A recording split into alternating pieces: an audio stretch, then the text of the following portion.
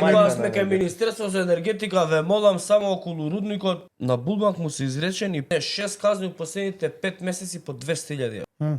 Договорот за концесија на Булмак е месечно да произведуваат 2.500 тони концентрат.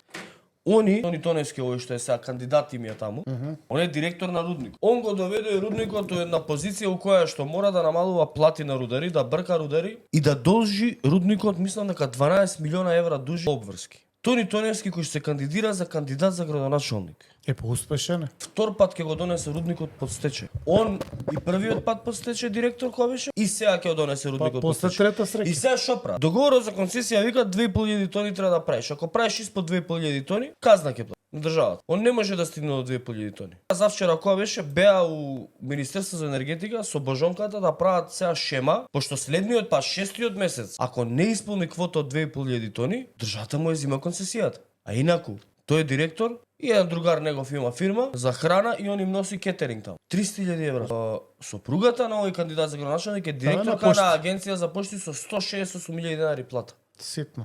И го кандидираат за кандидат за градоначалник Успешен е. на пробишти.